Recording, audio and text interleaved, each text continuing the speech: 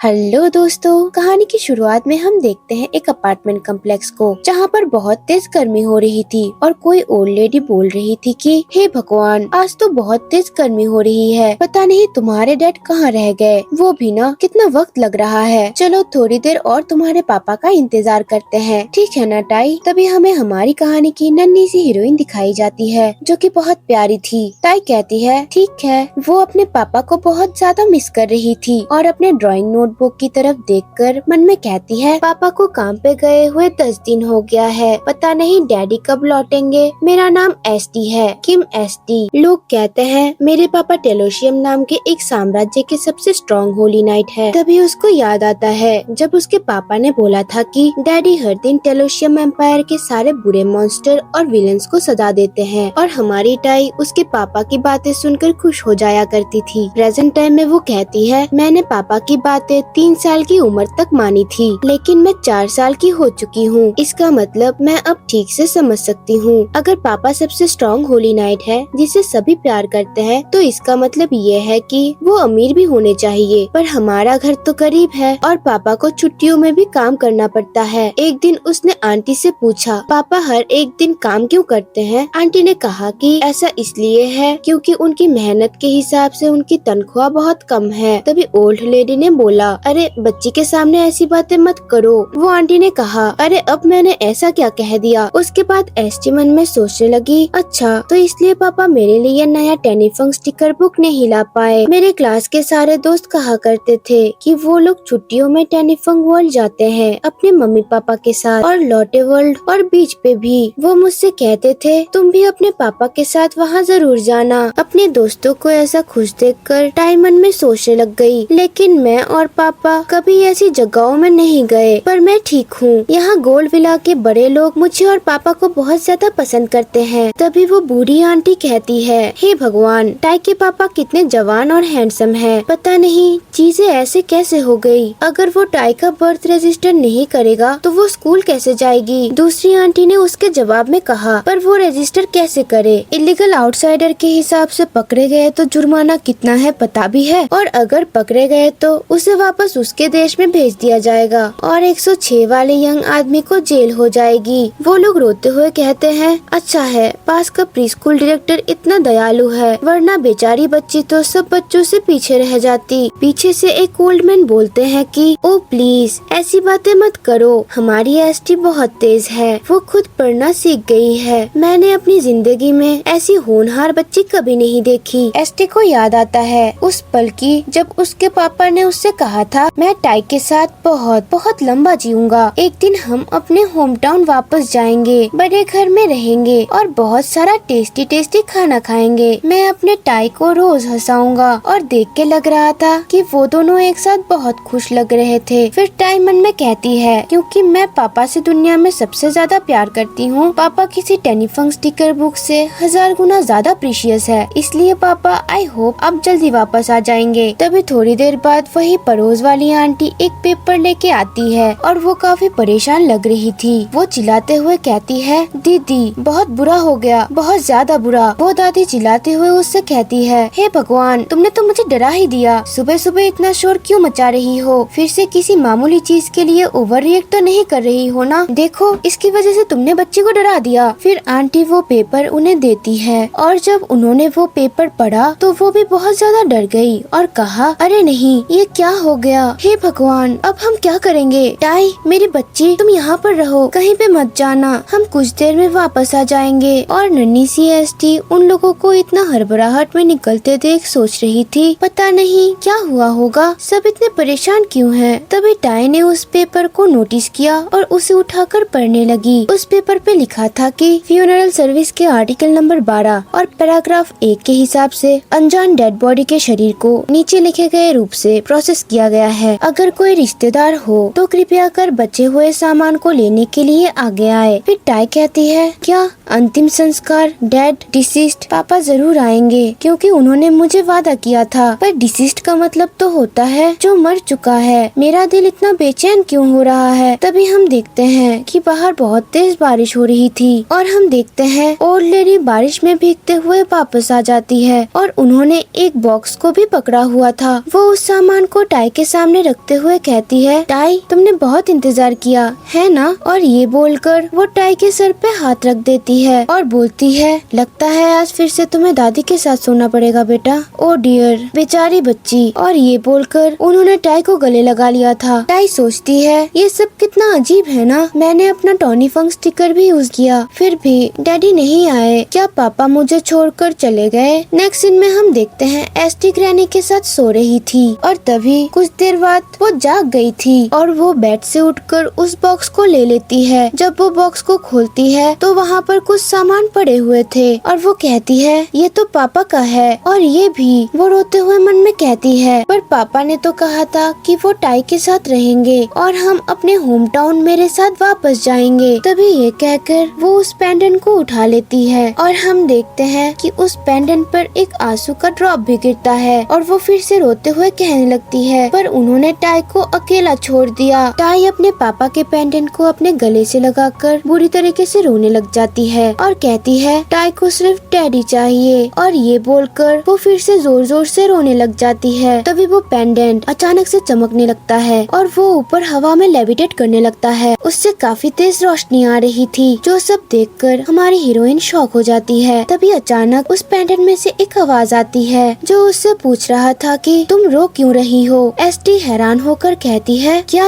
ये लॉकेट कैसे बोल रहा है? और वो लॉकेट ट्रांसफॉर्म होकर एक प्यारे से ब्लैक कलर के ड्रैगन में बदल जाता है। हमारी टाई उसको देखकर हैरानी से मन में कहने लगती है, लॉकेट ट्रांसफॉर्म हो गया, क्या ये मैजिक है? और वो ये कहती है, क्या ये टेनी फंक है? वो ड्रैगन कहता है, ओ समझ गया, वो आदमी मर गया है ना? जो सुनकर एसटी फिर से पूरी तरीके से रोने लगती है, जिसे देखकर वो ड्रैगन थोड़ी देर के लिए पॉज हो जाता है। वो रोते हुए कहती है, डैडी मुझे यहाँ अकेले छोड़कर चले गए। ड्रैगन उसे रोते हुए थोड़ी देर के लिए देखता है। जब वो शांत नहीं हो रही थी तभी वो ड्रैगन उसके हेड को टाई के सर पर लगाकर उससे पूछता है, क्या मैं उसे तुम्हारे लिए जिंदा कर दूं? एसटी आंखें खोलते हुए कहती है, क्या क्या कहा तुमने? वो छोटू सा ड्रैगन कहता है, मैं कह रहा हूँ कि अगर मैं तुम्हारे पापा को बचा लूँ तो क्या तुम रोना बंद कर दोगी? लेकिन अगर तुम ऐसा सच में चाहती हो तो तुम्हें ये सारा समय, ये जगह, ये लोग और ये रूम की सारी चीजें सब कुछ पीछे छोड़ना होगा। एसटी मन में कहती है, मुझे कुछ समझ नहीं आ रहा। ये छोटा सा ब्लैकी फैंग जो कि सर से लेकर पैर तक पूरा काला है, आखिर कहना क्या चाहता है? ड्रैगन कहता है, मैं तुम्हें वापस उस जगह पे लेके जाऊंगा जहाँ पर तुम पैदा हुई थी, उस वक्त में जब वो आदमी जिंदा था। एसटी मन में कहती है, पापा मेरे लिए सबसे ज्यादा कीमती है। फिर वो अपने आंसू पोंछते हुए कहती है, मैं चलने के लिए तैयार हूँ, मैं जाऊंगी, प्लीज पापा को बचा लो ब्लैकी फैंग, मैं अपने डैडी को फिर से देख के ही रहूंगी। उसके बाद हम देखते हैं कि वो दोनों टाइम ट्रेवल करके किसी दूसरी दुनिया में आ जाते हैं और सच में वो जगह दिखने में काफी ज्यादा सुंदर थी। हम एक सफेद टेंट को भी देखते हैं जहाँ पर हमारी प्यारी सी एसटी चैन से सो रही थी और वो तो नींद में भी अपने पापा को याद करे जा रही थी। तभी ये सभी चीजें याद करते करते उसकी नींद टूट जाती है और वो रोते हुए अपने पापा को बुलाने लगती है। तभी साइड से उसे कोई लड़का पुकारता है और कहता है, क्या तुम फाइनली उठ गई? पहले तो उसे देखकर हमारी हीरोइन काफी ज्यादा कंफ्यूज थी, लेकिन फिर वो फ्रीक आउट होते हुए उससे कहती है, तुम कौन हो? और उस लड़के को तो वो किसी डरी हुई रैबिट की जैसी दिख रही थी। तभी एसटी उसके कान और हॉर्न्स को नोटिस करती है और कहती है, ये हॉर्न्स तो बिल्कुल ब्लैकी फैंग की तरह लग रहे हैं, है ना? और वो एक्साइटेड होके उससे कहती है कि ब्लैकी फैंग, तुम ब्लैकी फैंग ही हो ना? अच्छा, तो तुम इंसान भी बन सकते हो। वो लड़का अपने हॉर्न्स को छुपाते हुए कहता है, ब्लैकी फैंग ये किस बारे में बात कर रही है? एसटी उससे पूछती है, पर हम लोग कहाँ पे है? ये जगह गुजोंगनो जैसा तो नहीं लगता। वो उससे कहता है, तुम अपने पापा से मिलना चाहती थी ना, इसलिए हम यहाँ पे आए हैं। एसटी कहती है, क्या हम लोग यहाँ इतनी जल्दी आ भी गए? तो ब्लैकी फैंग कहता है, हाँ, हम इस वक्त तुम्हारे पापा के होम टाउन पे है। उसके बाद एसटी सोचती है, पापा का होम टाउन मतलब टेलोशियम, ये कितनी सुंदर जगह है। ये तो हम पहले जिस जगह रहते थे उससे कहीं गुना ज्यादा बड़ा है। यहाँ हवा भी कितनी ताज़ा है। पापा ने कहा था कि स्टोन अफेयर्स होने से पहले ये जगह बहुत ज्यादा अच्छा था। ये तो वही जगह है जिसके बारे में पापा हमेशा बात किया करते थे। तभी ब्लैकी फैंग अचानक से कहता है, मैं खुद भी तुम्हारे पापा को जिंदा वापस नहीं ला पाया, जिससे एसटी थोड़ा शॉक होकर कहती है, क्या क्या? तुम्हारा क्या मतलब है? ब्लैकी फैंग कंटिन्यू करते हुए कहता है, इसीलिए मैं हमें तुम्हारे जन्म से 7 साल पहले ले आया हूँ। फिर हमारी टाई ब्लैकी फैंग की बातें सुनकर कंफ्यूज होकर कहती है, क्या? इसे तुम्हारा क्या मतलब है? अगर मैं अभी तक इस जगह में पैदा नहीं हुई हूँ तो आखिर मैं कौन हूँ? फिर वो परेशान होकर सोचने लगती है, समय में पीछे जाना मतलब कल से भी पीछे जाना, उससे भी पहले 3 साल की उम्र, 2 साल की उम्र। समझ गई, ये तो वही जादू है जो लेजेंडरी पॉपेटमॉन इस्तेमाल करता था।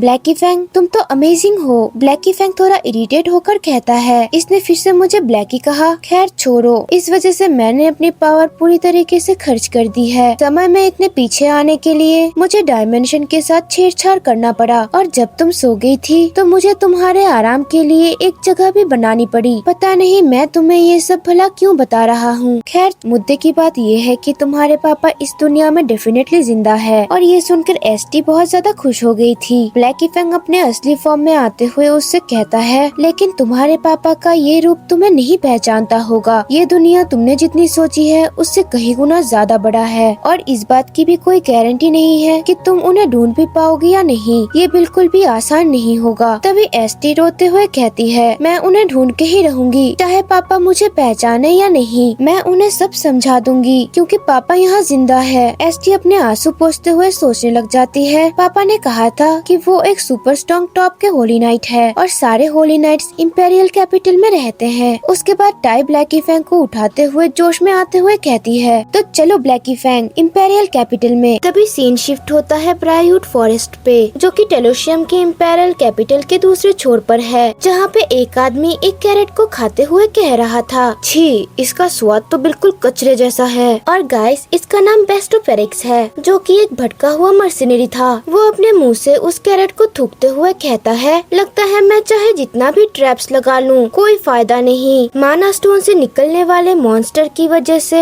यहाँ के सारे जंगली जानवर लगभग खत्म ही हो चुके हैं। एक माना स्टोन को तोड़ते हैं, दूसरा कहीं और से ही सामने आ जाता है, और उसे मिटाओ तो तीसरा बिल्कुल पास ही आ जाता है। जब से माना स्टोन अपेयर हुए हैं, तब से मॉन्स्टर बहुत ज्यादा तेजी से पैदा हो रहे हैं। कल तो मुझे ऐसा लगा था जैसे मेरी मौत तय है, लेकिन पता नहीं कैसे मैं फिर बच गया। और ये कहते हुए उसे अपनी फैमिली की याद आ रही थी। वो उनके बारे में सोचकर सैड होते हुए कहता है, ये सब कुछ कितना बेकार लग रहा है। मुझे तो सब कुछ पॉइंटलेस ही लग रहा है। शिकार को भूलकर मुझे अब कैपिटल की तरफ लौटना चाहिए। तभी उसे उसके पीछे से कुछ आवाज सुनाई देती है, जिससे वो बिल्कुल चौकन्ना होकर कहता है, क्या मेरे ट्रैप में फाइनली कुछ फंस गया। और दूसरी तरफ हम हमारी एसटी को देखते हैं, जो कि चलते चलते बहुत ज्यादा थक गई थी। वो कहती है, अरे नहीं, मैं तो बहुत ज्यादा प्रॉब्लम में आ गई हूँ। क्यों, हम सिर्फ यहाँ तक क्यों पहुँच पाए? मुझे लगा मैं बहुत दूर आ गई हूँ, पर वो तो अभी भी बिल्कुल स्टार्टिंग पॉइंट से थोड़ी दूर के दूरी में ही थी, और दूर से तो उसका टेंट भी दिखाई दे रहा था। वो ब्लैकी फैंग और दूसरे बर्ड्स को देखकर मन में कहती है, काश मेरे पास भी पंख होते तो मैं सीधा कैपिटल तक उड़ के चली जाती। और वो कहने लगती है, ब्लैकी फैंग तुम्हें पता है। ब्लैकी फैंग उसे टोकते हुए कहता है, मैं तुम्हें उठाकर नहीं ले जा सकता, और मुझ पर लटकने का तो सोचना भी मत। वो शौक होकर मन में कहती है, क्या उसने अभी अभी मेरा मन पढ़ लिया? ब्लैकी फैंग कहता है, और हाँ, मेरा नाम ब्लैकी फैंग या जो भी तुम बोलती हो वो नहीं है। एसटी कहती है, ओ अच्छा, सच में? और मन में कहती है, तो तुम वाकई में लेजेंडरी पॉपेटमॉन ही हो। तभी ब्लैकी फैंग कंटिन्यू करते हुए कहता है, अभी मैं कुछ भी नहीं कर सकता, मैंने अपनी सारी पावर्स ऑलरेडी खर्च कर ली है। फिर टाई शांत होकर सोचने लग जाती है और कहती है, अरे हाँ, ब्लैकी ने मेरी विश पूरी करने के लिए अपनी सारी की सारी पावर दे दी, सिर्फ मेरे लिए। मुझे इतना ज्यादा नहीं करना चाहिए जब मैं उसका ठीक से शुक्रिया भी नहीं कर पाई। तो वो बोलने लगती है, ब्लैकी फैंग, नहीं नहीं ब्लैकी, यहाँ मेरे पास आओ, टाई तुम्हें अच्छे से शोल्डर मसाज देगी। मैंने ये डे केयर में सीखा था, मैं अपनी क्लास में नंबर 1 थी। ब्लैकी उसकी बातें सुनकर मन में कहता है, क्या उसे सच में लगता है कि सिर्फ फैंग हटा देने से मेरा नाम बेहतर हो जाएगा? और अपने टेल को बचाते हुए कहता है, छोड़ो, इस सब की कोई भी जरूरत नहीं है। अगर मेरे पास थोड़ी सी पावर बची भी होती, फिर भी मैं टेलीपोर्टेशन जैसे मैजिक का इस्तेमाल नहीं कर सकता। उसके ट्रेस ट्रैक हो सकते हैं। और ये कहते कहते ब्लैकी को थकावट के मारे नींद आने लग जाती है और वो फिर से लॉकेट में ट्रांसफॉर्म हो जाता है। एसटी उसे फिर से ऐसे ट्रांसफॉर्म होते देख कहती है, अरे नहीं, वो फिर से पत्थर बन गया। फिर वो सोचने लग जाती है और कहती है, अरे हाँ, ब्लैकी एक लेजेंडरी पपेटमॉन है, वो अपने पपेट बॉल के अंदर आराम कर रहा होगा। और ये कह के वो ब्लैकी को अपने बैग में छुपा लेती है और उसे कहती है, तुम चिंता मत करो ब्लैकी, मैं कैपिटल तक पहुँच जाऊंगी, तुम तब तक ठीक से आराम करो, तुम मुझ पर भरोसा कर सकते हो। पर पहला कदम लेते ही वो एक ट्रैप में पैर रख देती है और वो जाल किसी और का नहीं बल्कि बेस्टो फेरिक्स का ही था। तब हमें दिखाया जाता है कि हमारी नन्ही सी टाई ट्रैप में फंसी हुई थी और उसकी इतनी डरावनी अपीयरेंस देख के वो बहुत ज्यादा डर गई थी और वो बेचारी तो डर के मारे रो ही देती है और वो रोते हुए अपने मन में कहती है, मैं तो गई काम से। ब्लैकी एसटी डर के उससे कहती है, मैं बिल्कुल ठीक हूँ, आप मेरी चिंता मत कीजिए, आप प्लीज रोना मत। और ये कहकर वो खुद ही रोने लग जाती है और फेरिक्स उसे ऐसे रोता देख और भी ज्यादा टेंशन में आ जाता है और कंफ्यूज होके उससे बस देखता ही रहता है। फेरिक्स को तो ये सिचुएशन समझ ही नहीं आ रहा था कि आखिर हो क्या रहा है। वो सोचता है रात के अंधेरे में जब फॉरेस्ट मॉन्स्टर से भरा हुआ होगा, इतनी छोटी सी बच्ची न सिर्फ अकेली है बल्कि वो मेरे लगाए हुए ट्रैप में भी फंस गई है। वो खुद ऐसे सिचुएशन में है और अब मुझे तसल्ली देने की कोशिश भी कर रही है। हमारी एसटी तो कहे जा रही थी कि मैं सच में ठीक हूँ, आपको पता है मेरे पास पापा है, वो यही पास ही में है, तो प्लीज आप जा सकते हो, बस चले जाओ। उसकी बातें सुनकर फेरिक्स को थोड़ी तसल्ली सी होती है और वो मन में कहता है, ओहो, तो उसके पापा पास में ही है, इसीलिए ऐसा है। इस उम्र के बच्चे तो नजर हटाते ही पल भर में गायब हो जाते हैं। फिर वो एसटी से कहता है, फिर भी अगर तुम्हारे पापा ने तुम्हें इस हाल में देखा तो क्या वो शॉक नहीं हो जाएंगे? शांत रहो, मैं तुम्हें बाहर निकालता हूँ। ये कहकर वो टाई को ट्रैप में से बाहर निकालने की कोशिश करने लगता है, जिसकी वजह से टाई और भी ज्यादा डर गई थी और डर के मारे वो जाल के अंदर और भी ज्यादा छटपटाने लगती है और जोर जोर से ब्लैकी फैंग को उसको बचाने के लिए बुलाने लगती है। फेरिक्स तो बस ट्रैप को आराम से खोलते खोलते कहता है, हाँ और जोर से रो, तभी तुम्हारे पापा तुम्हें ढूंढ पाएंगे। वो रोकर कहती है, सच में मेरे पापा वो यही है। एसटी को ऐसे रोता देख फेरिक्स कहता है, हाँ मैंने सुना। और वो सोचता है अपने पापा का जिक्र करते ही ये और ज्यादा क्यों रो रही है। थोड़े टाइम में ही उसने ट्रैप में से एसटी को निकाल दिया था और एसटी से कहता है, लो अब तुम आजाद हो, अब अपने पापा के पास जल्दी से जाओ। वो जाते हुए कहती है, मिस्टर आप मुझे पकड़ेंगे नहीं। फेरिक्स कंफ्यूज होकर कहता है, क्या मैं भला तुम्हें क्यों पकड़ूंगा? वो कहती है, क्योंकि आप किडनैपर हो ना। जो सुनकर बेस्टो तो बिल्कुल सदमे में ही चला जाता है क्योंकि उसकी हालत बहुत ज्यादा ही खराब थी। उसके बालों में मॉन्स्टर का सूखा हुआ खून, उसके उलझे हुए बाल और यही नहीं, उसने तो कई दिनों से नहाया भी नहीं था जिसकी वजह से उसे बदबू आ रही थी। ऊपर से उसके पास तो हथियार भी था। तो वो रियलाइज करता है और कहता है, वो सच में मेरी शक्ल की वजह से रो रही थी। उसके बाद वो उससे एक्सप्लेन करता है, मैं लोगों को किडनैप नहीं करता, ये ट्रैप तुम्हारे लिए नहीं था, ये तो मैंने रात के खाने के लिए एक खरगोश पकड़ने के लिए लगाया था। एसटी शॉक होकर कहती है, क्या कहा रैबिट? फेरिक्स कहता है, अरे नहीं, लगता है ये उल्टा पड़ गया। फिर वो अपने हैमर को नीचे जमीन पे रखते हुए कहता है, ठीक है, देखो मैं तुमसे दूर खड़ा हो जाता हूँ, इतनी दूरी से मैं तुम्हें चोट नहीं पहुँचा पाऊंगा, जल्दी से अपने पापा के पास चले जाओ, यहाँ अकेले रहना खतरनाक है। उसके बाद एसटी उसकी तरफ थोड़ी देर देखकर वहाँ से भाग जाती है। फेरिक्स उसे जाते देख मन में कहता है, मुझे चिंता हो रही है, क्या ये सच में अपने माँ बाप के पास ठीक से पहुँच पाएगी? क्या मुझे इसे थोड़ी दूर तक फॉलो करना चाहिए जब तक ये उनसे मिल न ले? लेकिन थोड़ी देर चलते ही हमारी एसटी फिर से मुंह के बल जोर से गिर जाती है और फिर से रोने लग जाती है। बेस्टो हैरान होकर उसको देखते हुए कहता है, क्या?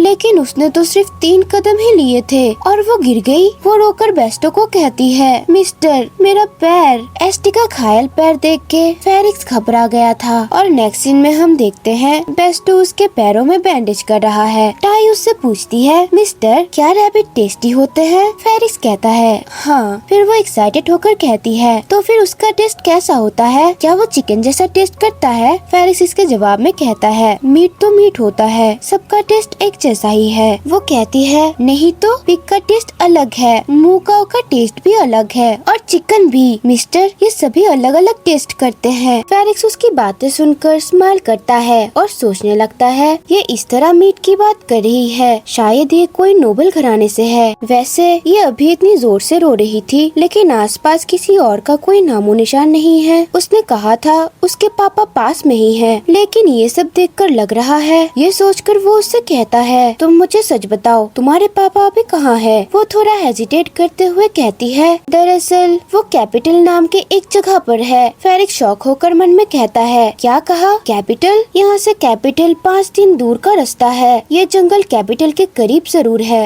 लेकिन इतनी दूरी एक छोटा बच्चा अकेले तय नहीं कर सकता। और टेंशन में आकर उससे पूछता है क्या तुमने नहीं कहा था कि तुम्हारे पापा यहाँ आसपास में ही हैं? एसटी कहती है वो इसलिए क्योंकि मेरी किंडरगार्टन टीचर ने कहा था कि कभी भी किडनैपर को मुझे बचाओ, ऐसा करके चिल्लाना नहीं चाहिए। एसटी तो उसको टिप्स देने लग जाती है और कहती है अगर आप भी कभी किडनैप हो जाओ तो डर के मारे कभी भी रोना मत, किडनैपर को कभी भी प्रवोक नहीं करना चाहिए। और उन्होंने कहा था कि धीरे धीरे नेगोशिएट भी करना चाहिए। जो सुनकर फेरिक्स कहता है हाँ ठीक है समझ गया, और मन में कहता है वेल मुझे नहीं लगता कि मिस्टर को कभी भी ये इन्फॉर्मेशन काम आएगी, लेकिन छोड़ो। वो सोचता है लगता है ये वाकई ऐसे स्कूल में पढ़ती थी जहाँ किडनैप होने के प्रोटोकॉल सिखाए जाते हैं। चाहे ये सच बोल रही हो या नहीं, लेकिन इसकी शक्ल और बात करने का तरीका देखकर साफ है कि ये किसी अमीर घर में बहुत प्यार से पली बड़ी है। अगर इसके माँ बाप को पता चला कि उनकी इतनी प्यारी बच्ची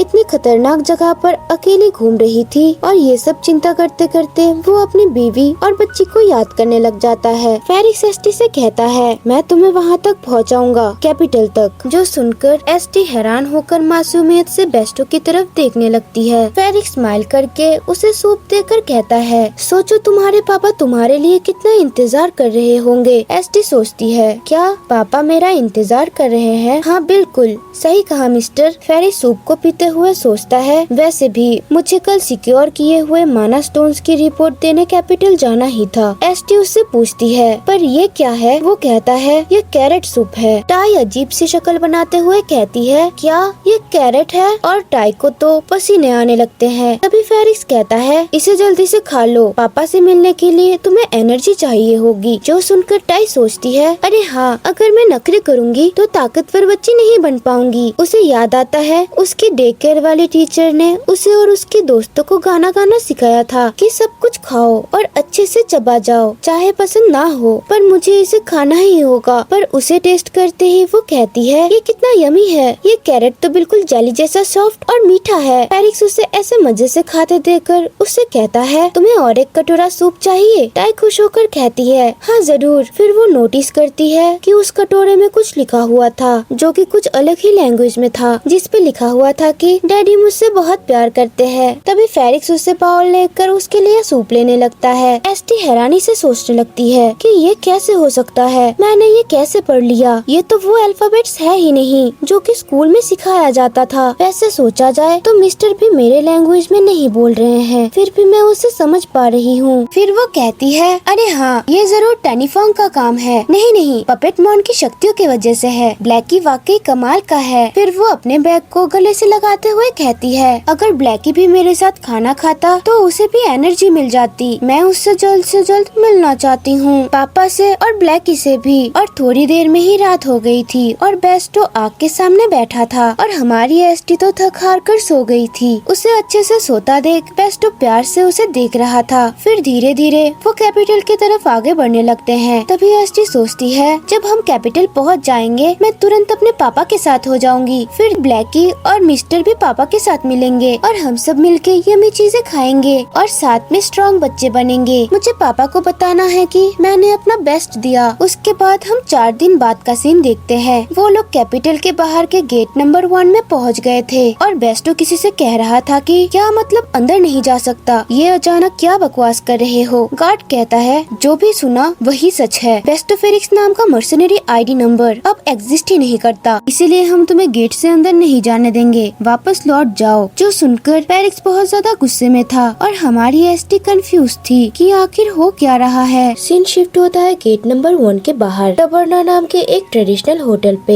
जहाँ पर बेस्टो गुस्से से टेबल पर हाथ मारते हुए कहता है, डैम इट कार्ल वर्वन, मुझे पता है ये सब उसका ही काम है। ऐसा करते देख होटल की मैनेजर उससे गुस्से से कहती है, बेस्टो क्या तुम मेरे होटल को तोड़ने की कोशिश कर रहे हो? अगर तुम्हें अपनी ताकत दिखानी ही है तो कहीं और जाओ। और उन्होंने तो हमारी एसटी को एक हाथ से पकड़ा हुआ था। वो एसटी का नाक साफ करते हुए कहती है, हे भगवान, इस बच्चे की हालत कितनी गंदी हो चुकी है। तुमने बच्चे को इतना गंदा कैसे होने दिया? बच्ची तुम शांत रहो, हिलना मत, ग्रैनी के लिए मुश्किल हो रहा है। तभी एसटी उससे कहती है, पर मुझे सच में दर्द हो रहा है। तभी मैनेजर कहती है, रोना धोना मत करो, अच्छे बच्चे क्राई बेबीज नहीं होते। वो सोचती है, ग्रैनी हमेशा मुझे क्राई बेबी कहती है जब भी मुझे दर्द होता है। तो मुझे इन सब का कुछ खास बुरा तो नहीं लगता, लेकिन फिर भी। शॉप के ओनर बेस्टो से कहते हैं, हे भगवान, क्या उन्होंने वाकई कहा कि तुम्हारा मर्सिनरी आईडी नंबर डिलीट हो गया? इसके जवाब में बेस्टो सर पे हाथ रखते हुए कहता है, उसने जरूर होली नाइट्स को रिश्वत दी होगी मुझे निकलवाने के लिए, वरना 2 हफ्ते तक तो जो आईडी बिल्कुल ठीक थी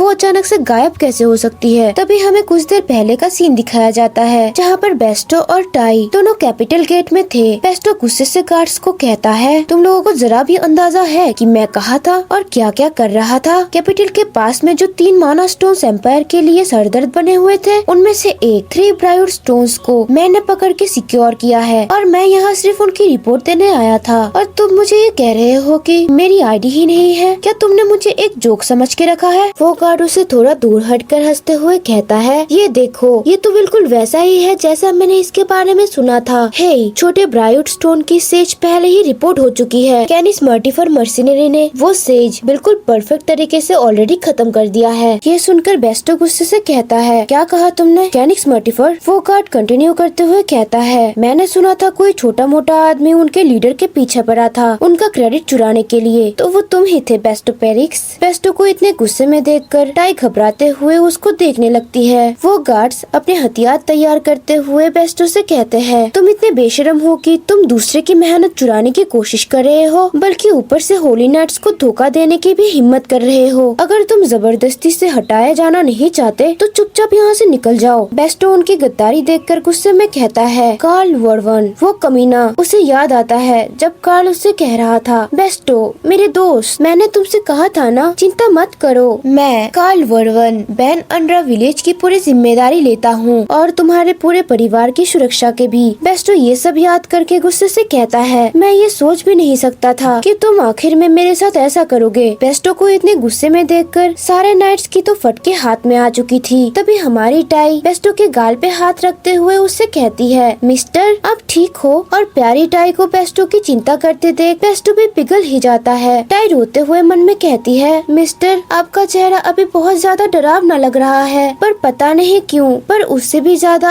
आप उदास लग रहे हो। बेस्टो अपने सर को नीचे करके कहता है, मुझे माफ कर देना, पर लगता है कैपिटल पहुंचने में हमें थोड़ा और वक्त लगेगा। टाई स्माइल करते हुए कहती है, हाँ ठीक है। और वो दोनों वापस जाने लगते हैं। उन्हें जाते देख गार्ड्स कह रहे थे, पागल कहीं का, अभी लग रहा था कि जैसे वो किसी को मार ही देगा। तभी दूसरे नाइट्स कहते हैं, पता नहीं क्यों कैनिक्स मर्टिफर का लीडर ऐसे आदमी को अपने साथ क्यों रखता था। बेस्टो जाते हुए सोचता है, मुझे फिलहाल रहने के लिए कोई जगह ढूंढनी होगी, समझना होगा कि आखिर यहाँ चल क्या रहा है और जल्द से जल्द कैपिटल पहुँचने का कोई न कोई रास्ता निकालना होगा। तभी सीन प्रेजेंट टाइम में शिफ्ट होता है, जहाँ पर बेस्टो अपने सर पर हाथ रखते हुए कह रहा था, क्या ये बात कोई सेंस बना रही है कि कैपिटल को बंद कर दिया जाए और सारे सिविलियंस को अंदर आने से रोक दिया जाए? कैपिटल के बाहर इतने सारे लोग हैं जो माना स्टोन्स की वजह से अपना घर खो चुके हैं। आखिर ये नोबल्स और हिज मैजेस्टी एम्परर कर क्या रहे हैं? तभी बार के ओनर कहते हैं, बस करो बेस्टो। साइड में बार की मैनेजर ने टाई को अच्छे से नहा धुला कर रेडी कर दिया और वो टाई के गाल को स्क्वीज करते हुए कहती है, अरे वाह, अब तो तुम बिल्कुल साफ सुथरी और चमकदार लग रही हो, कितनी क्यूट हो तुम। बार के ओनर बेस्टो को समझा रहे थे कि काफी टाइम से सब कुछ शांत था, तो तुम फिर से यहाँ क्यों आ गए? तुम्हें अपने गुस्से पे कंट्रोल रखना होगा, समझ गए, वरना मुश्किल में पड़ जाओगे। बेस्टो इसके जवाब में कहता है, मैं बस इसलिए फ्रस्ट्रेटेड हूँ क्योंकि लोग वहाँ बाहर बेवजह मर रहे हैं। टाई बेस्टो को ऐसा देखकर मन में कहती है, मिस्टर फिर से वही उदास वाला चेहरा बना रहे हैं। ओनर कहते हैं, तुम जरूर अपने गांव के बारे में सोच रहे होगे, है ना? बानारना गांव के साथ जो हुआ उसके लिए मुझे भी बहुत ज्यादा अफसोस है। तभी टाई हैरान होकर कहती है, क्या? टाई को कुछ बोलते देख दोनों उसकी तरफ देखते हैं। तभी टाई एक्साइटेड होकर कहती है, बनाना, वो जगह। ओनर कहते हैं, क्या बनाना? क्या तुम्हारा मतलब बैनअनरा विलेज से है? टाई कहती है, हाँ, बनाना विलेज। और वो मन में कहती है, क्यों? टाई को अभी ही क्यों याद आया, उससे पहले क्यों नहीं? वो बेस्टो से कहती है, बनाना विलेज, क्या वो बेस्टो का होम टाउन है? बेस्टो इसके जवाब में कहता है, हाँ, तुमने सही कहा, लेकिन क्यों? जो सुनकर एस्टी कुछ याद करने लग जाती है और हम एक फ्लैशबैक को देखते हैं जहाँ टाई के पापा टाई को कहानी सुना रहे थे। वो कहते हैं, बेटा पता है तुम्हारे पापा के पास असल में 20 सबऑर्डिनेट थे। टाई कहती है, क्या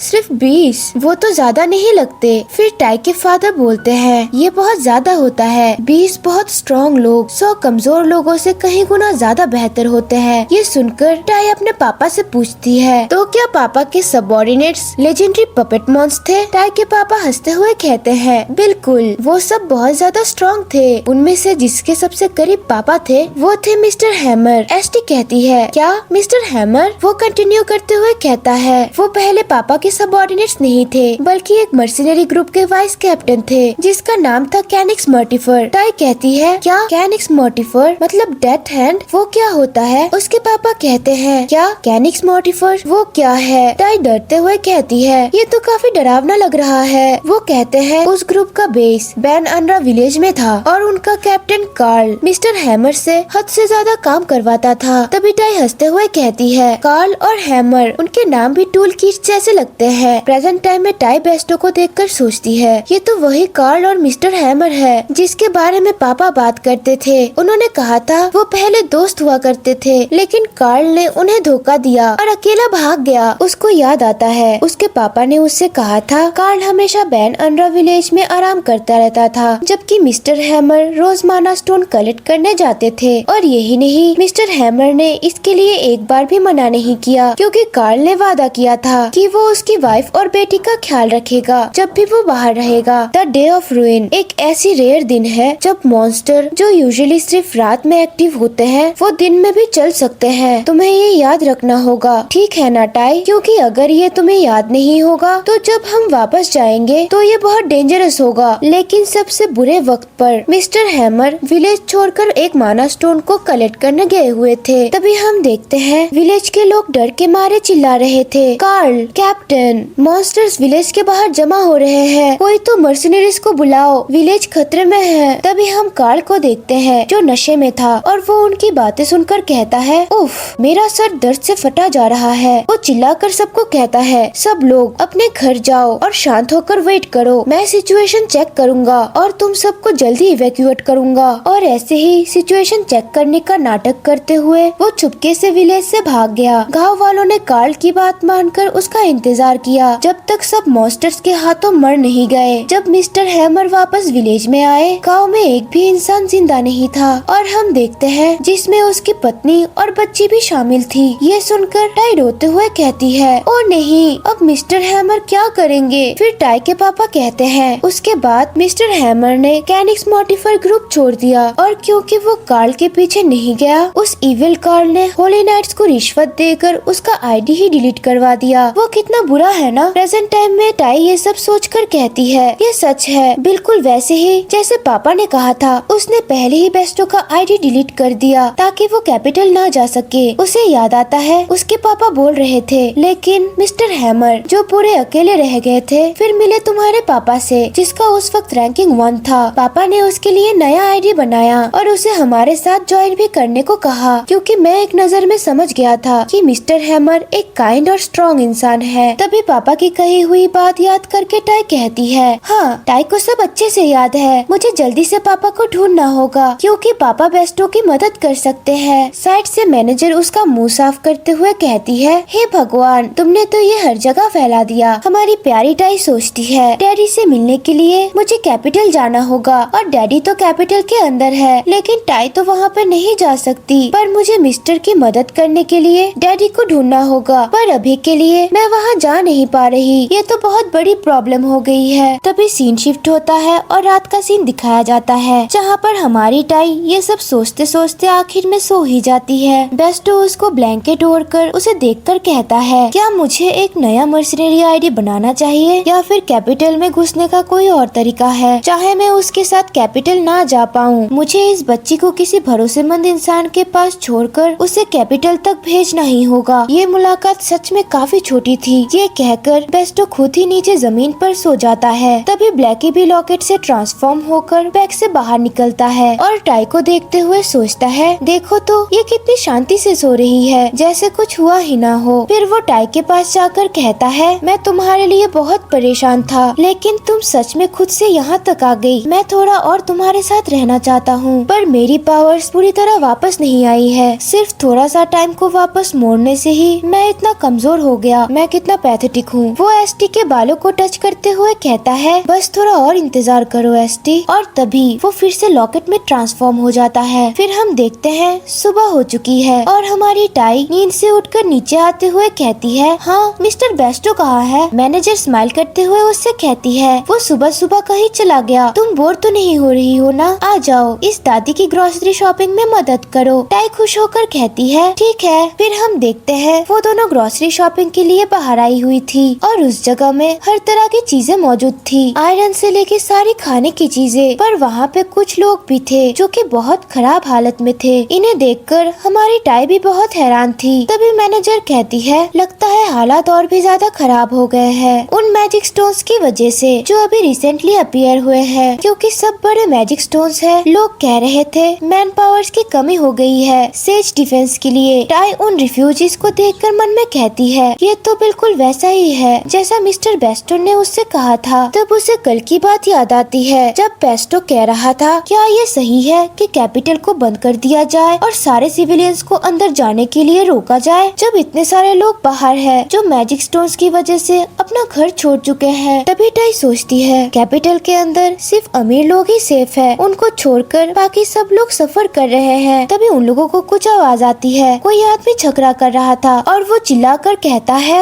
ये पागल औरत, तुमने मेरी वॉलेट चुराने की हिम्मत कैसे करी? तुम जानती नहीं हो कि मैं कौन हूँ? वो लड़की भी चिल्लाकर कहती है, ये तुम क्या बोल रहे हो? मैंने कहा ना, मैं बस गुजरते हुए तुमसे टकरा गई। मैं तुम्हारा वॉलेट भला क्यों चुराऊंगी? वो आदमी गुस्से से उसे थप्पड़ मार देता है, जो देखकर टाई डरते हुए कहती है, उन्होंने उसे मारा, लेकिन लोगों को मारना तो ठीक नहीं होता ना। रूम 203 वाली आंटी को भी वो बुरा आदमी रोज मारता था, फिर भी वो बहुत अच्छी और काइंड है। उसे याद आता है जब वो आंटी उससे कह रही थी, अरे ये तो हमारी टाई है, आज डे केयर में क्या सीखा तुमने? क्या तुम आइसक्रीम खाना चाहोगी टाई? वो प्रेजेंट टाइम में गुस्से से कहती है, जो लोग दूसरे को मारते हैं वो लोग बुरे लोग हैं। फिर वो एकदम से उस लेडी के सामने आ जाती है और कहती है, रुक जाओ, लोगों को मारना गलत है, जिससे वो लेडी भी हैरान हो जाती है और मैनेजर उसके साइड में देखती है तो वो वहाँ से गायब हो चुकी थी। वो आदमी गुस्से से टाई से कहता है, ये कौन बदतमीज बच्ची है? उसे एक बच्ची पर भी गुस्सा निकालते देख सारी सिविलियंस भी आवाज उठाते हैं और कहते हैं कि देखो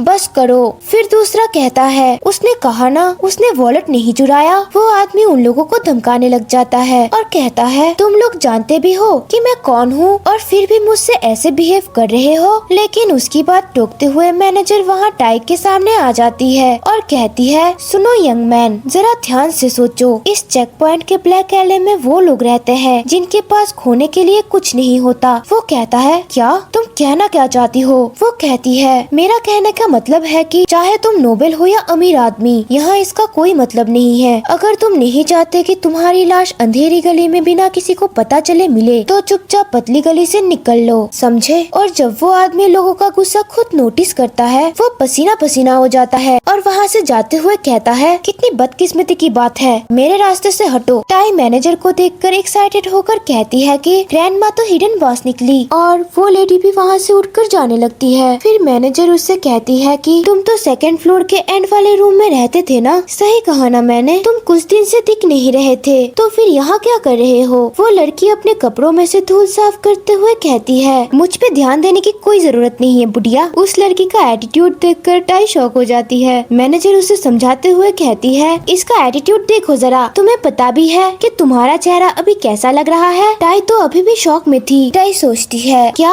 उन्होंने कूल ग्रैनी को बुढ़िया कहा? फिर वो लड़की जब अपनी शक्ल आईने में देखती है तो सच में उसकी हालत खराब थी। फिर वो लड़की लड़की कहती है, डैम इट, अब ये बाकी रह गया था। तभी ग्रैनी कहती है, बस चुपचाप मेरे पास आओ। टाई उसे देखकर सोचती है, टाई तुमने सच में किसी काइंड पर्सन की मदद की है ना, है ना? तभी सीन शिफ्ट होता है रेस्टोरेंट पे, जहाँ पे वो लोग आ चुके होते हैं। तभी ग्रैनी टाई और उस लड़की से कहती है, बच्ची तुम खाना खाने के लिए रेडी हो जाओ और तुम इससे अपना चेहरा साफ कर लो। वो चिल्लाकर कहती है, मैं ठीक हूँ समझी, इतनी परवाह करने की जरूरत नहीं, कौन ऐसी चीज यूज करेगा। वो उसे टोकते हुए कहती है, क्या तुम चाहते हो कि मैं इसे तुम्हारे मुंह पर दे मारूं? और ना चाहते हुए भी वो अपने गालों को साफ करने लग जाती है, लेकिन फिर भी वो गाली देते ही जा रही थी, जो कि टाई समझ नहीं पाती। और वो मन में कहती है, मैं सोच रही थी ये दीदी तो बहुत मीन है। तभी वो लड़की कहती है, क्या? टाई इसके जवाब में पूछती है, वो वॉलेट क्या आपने वो सच में चुराया था दीदी? लेकिन अगर आप बुरा बनोगी तो शेर आके आपको काट लेगा दीदी। वो लड़की चिल्लाकर कहती है, क्या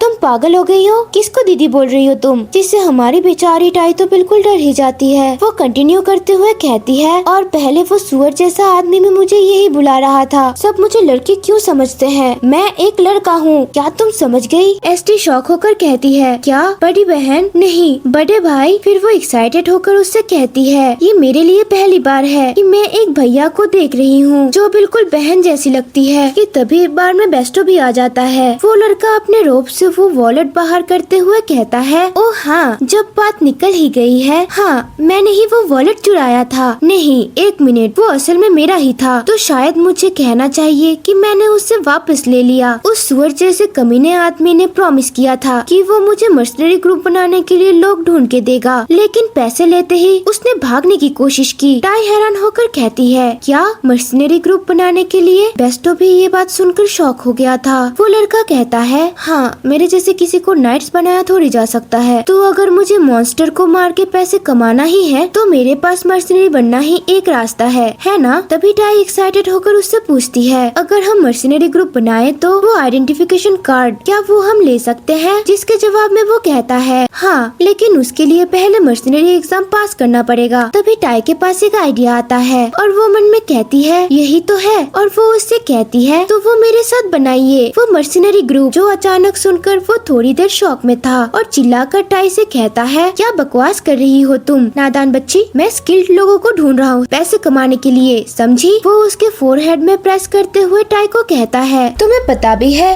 कि एक असासिन क्या होता है? मैं वही हूँ, समझी? दुनिया में तुम्हें कहाँ मिलेगा ऐसा असासिन जो कि एक बच्ची के साथ मर्सनरी ग्रुप बनाए। तभी टाई अपना सर पकड़ते हुए कहती है, क्या एक असालायन? वो क्या होता है? वो कहता है, असालायन मेरी जूती। टाई उससे इंसिस्ट करते हुए कहती है कि लेकिन मेरे पास तो एक लेजेंडरी पपेट मॉन है। वो कहता है, क्या पपेट? वो क्या होता है? तभी टाई चिल्लाकर कहती है, मिस्टर हैमर, मेरा मतलब मिस्टर बेस्टो भी बहुत स्ट्रॉन्ग है। वो कहता है, क्या कहा तुमने? हैमर? वो कौन है? तभी बेस्टो उन लोगों के बीच आ जाता है और टाई उसे देखकर कहती है, मिस्टर हैमर। बेस्टो कहता है, हैमर? नहीं, मैं बेस्टो पेरिक्स हूँ। फिर वो उस लड़के से पूछता है, क्या ये सच है कि तुम एक मर्सनरी ग्रुप बनाने वाले हो? वो लड़का कहता है, ये कौन सा मसल वाला सुअर है? तभी बेस्टो कहता है, मैं अकेला एक छोटा माना स्टोन हैंडल कर सकता हूँ। तभी हमारी टाई टेबल से उठकर बेस्टो के पास जाने लगती है। बेस्टो कंटिन्यू करते हुए कहता है, मेरा मर्सनरी आईडी खो गया है, लेकिन मैं काफी समय से मर्सनरी रहा हूँ और 6 दिन पहले ही मैंने ब्राइवुड का एक छोटा स्टोन अकेले ही ठिकाने लगा दिया था। टाई भी हामी भरते हुए कहती है, चलो ना यही करते हैं, हम साथ में मर्सनरी ग्रुप बनाते हैं बड़े भैया। जो सुनकर वो लड़का कुछ सोचता है, अगर वो ब्राइवुड वाला छोटा माना स्टोन है तो फिर तभी हम कुछ समय पहले का फ्लैशबैक देखते हैं और हमें फर्स्ट गेट का सीन दिखाया जाता है, जहाँ पर कार्ल चिल्लाकर कह रहा था, रैंक 12 इमॉर्टल कैनिक्स मोटिफर वापस आ गया है। देख क्या रहे हो सब, जल्दी चलो, हम अभी अभी एक छोटा मैजिक स्टोन जीत के आ रहे हैं। और साइड पे वो लड़का भी वही खड़ा था और उनसे चिढ़ते हुए कहता है, कितना बड़ा सुअर है ये कैनिक्स मोटिफर, फिर ये कुत्ते जैसे लोग दोनों ही घटिया लगते हैं। तभी वो कार्ल को गार्ड से बात करते हुए नोटिस करता है। वो गार्ड उससे कहता है कि मैंने खबर सुन ली है कैप्टन कर्ल, जल्दी अंदर चलिए। उन लोगों की बात सुनकर वो मन में कहता है, क्या ये लोग कहते हैं उन्होंने माना स्टोन जीत लिया, लेकिन उन्होंने तो कोड चेक भी नहीं किया। कब से मर्सनरीज होली नाइट्स के इतने क्लोज आ गए? वेल गाइस, कोड एक स्टोन है जो मॉन्स्टर्स को मारने से ही मिलता है। वो कहता है, पहले एक मर्सनरी ग्रुप ने क्लेम किया कि उन्होंने एक छोटा माना स्टोन जीता और जितना मुझे पता है ब्राइवुड में सिर्फ एक ही माना स्टोन है। प्रेजेंट टाइम में वो बेस्ट बेस्टो से कहता है मुझसे झूठ बोलने की सोचना भी मत, ठीक है? मैंने पहले ही सुना है कि एक मर्सनरी ग्रुप ने उसे जीत लिया है। टाई उससे चिल्लाकर कहती है ये झूठ है, यू डमी। मिस्टर हैमर ने सब कुछ किया था, लेकिन वो बुरे आदमी कार्ल ने झूठ बोला और सब चुरा लिया। कार्ल की वजह से मिस्टर हैमर का आईडी भी चला गया, जिसके वजह से अब वो सफर कर रहे हैं। बड़े भैया को कुछ नहीं पता। उसके बाद बेस्टो कहता है मुझे फर्क नहीं पड़ता तुम मानो या ना मानो, मुझे बस तुम्हें ये साबित करना होगा। अभी मुझे सिर्फ अपना आइडेंटिफिकेशन वापस चाहिए ताकि मैं कैपिटल जा सकूं, क्योंकि ये बच्ची किम एसटी के पापा कैपिटल में है और मैंने उसे वहाँ ले जाने का वादा किया है। वो लड़का हैरानी से कहता है क्या कहा पापा? फिर वो चिल्लाकर एसटी से कहता है तुम्हारे पापा? तो तुम बस एक भटकी हुई बच्ची थी और तुम उसके डैड नहीं हो? ओह हाँ सही है, उसने तुम्हें मिस्टर कहा था। हाँ ये लोग बिल्कुल भी एक जैसे नहीं लगते। फिर वो मन में कहता है ये लोग इतने बेवकूफ लग रहे हैं कि झूठ बोल ही नहीं सकते। इस आदमी को देखकर लगता है इसकी डिक्शनरी पे झूठ नाम का कोई चीज ही नहीं है, और ये लड़की तो वैसे भी देखने से ही डम लगती है। लगता है ये लोग वाकई सच बोल रहे हैं। और वो मर्सनरी ग्रुप वैसे भी बहुत ज्यादा सस्पिशियस लग रहा था, तो उन्होंने इस मसल वाले का क्रेडिट चुरा लिया और फिर उसका आइडेंटिफिकेशन नंबर भी हटा दिया ताकि वो कैपिटल ना जा सके। मर्सनरीज के बीच में रिवॉर्ड्स मनी के लिए मर्डर तो कॉमन चीज है। मैं खुद ही 2 महीने से गेट पर था अच्छे लोगों को ढूंढने के लिए, लेकिन मुझे वहाँ कोई मिला ही नहीं। और जब आखिरकार मैंने एक रिक्वेस्ट की तो मुझे धोखा मिल गया। आधे अधूरे बेवकूफ लोगों के साथ काम करके एग्जाम देते हुए मरना या पैसा कमाने में डिले करना, अब मेरे पास वो दोनों ऑप्शन ही नहीं है। और वो ये बात सोचते सोचते कुछ बच्चों को याद करने लग जाता है और फिर अपना सर पकड़ते हुए कहता है डैम इट, ओए बड़े आदमी, अगर तुम 2 आदमी के बराबर काम नहीं करोगे तो मैं तुम्हें छोड़ दूंगा, समझे? तभी हमें पता चलता है कि इसका नाम है वेल थियोडोर। बेस्टो उसकी बात सुनकर कहता है अगर तुम भाग भी पाओ तो तुम खुद को खुशकिस्मत समझना, कोशिश करना कि तुम मुझ पर बोझ मत बनो। फिर बेस्टो की बात सुनकर वेल चिढ़ते हुए कहता है वाओ इसका एटीट्यूड तो देखो।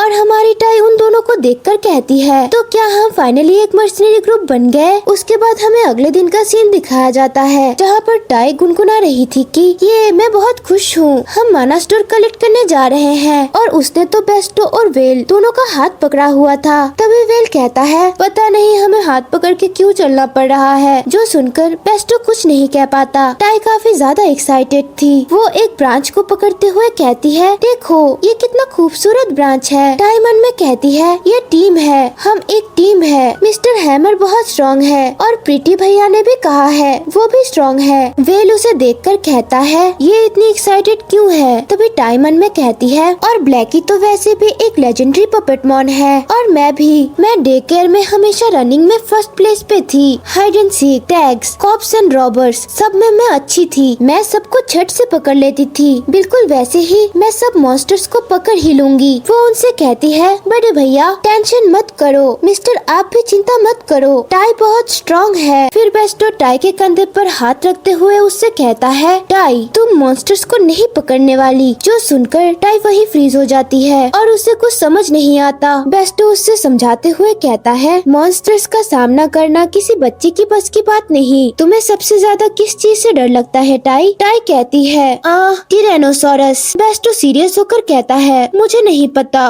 वो क्या है, लेकिन मॉन्स्टर्स उससे कहीं ज्यादा नहीं, मॉन्स्टर उस चीज से 10 गुना ज्यादा डरावने होते हैं। टाई कहती है उस पल तक मुझे पता नहीं था, मॉन्स्टर्स बहुत ही ज्यादा डरावने होते हैं। उसके बाद हम एक एक्सप्लोशन देखते हैं जहाँ पर टाई डरते हुए बेस्टो और वेल को बुला रही थी और देखने से लग रहा था वो दोनों धमाके में आ गए हैं। हम कुछ देर पहले का सीन देखते हैं जहाँ पर बेस्टो की बात सुनकर टाई अभी भी शॉक में थी और बेस्टो टाई से कह रहा था कि तो इसीलिए मैंने किसी को हायर किया, इनका नाम है नॉर्डिक्स ओमेन और ये एक फॉर्चून टेलर है और इन्हें अच्छा खासा मैजिक भी आता है। तो एसटी तुम यहाँ शांत होकर ग्रैंडफादर के साथ रहोगी और हमारी टाई ना चाहते हुए भी मान ही जाती है। बेस्टो ओल्ड मैन नॉर्डिक्स से कहता है मैं सुबह होने से पहले वापस आ जाऊंगा। फिर ग्रैंडपा नॉर्डिक्स बेस्टो से कहते हैं क्योंकि जैक्स ने मुझे इंट्रोड्यूस किया है तो मैं अपनी तरफ से पूरी कोशिश करूंगा। वेल गाइस जैक दरअसल रेस्टोरेंट के ओनर ही है। उसके बाद टाई मायूस होकर मन में कहती है मैं ज्यादा नर्वस होने की वजह से केयरलेस हो गई थी। पापा भी कहते थे कि मॉन्स्टर बहुत ज्यादा डरावने होते हैं। वो अपने डैड को याद करने लग जाती है जब वो कहते थे कि 200 सबसे पहली बात, मॉन्स्टर बहुत सारे टाइप्स के होते हैं टाई, और क्योंकि सब अलग तरीके से अटैक करते हैं इसीलिए कभी भी अपना गार्ड डाउन मत करना और तुम्हें कभी भी एक बच्चे जैसा बिहेव नहीं करना है, ठीक है ना टाई? टाई वो सारी बातें याद करने के बाद कांपते हुए उनसे कहती है। टाई शांत होकर आप लोगों का वेट करेगी, जो सुनकर वेल उसका मजाक बनाते हुए कहता है बिल्कुल,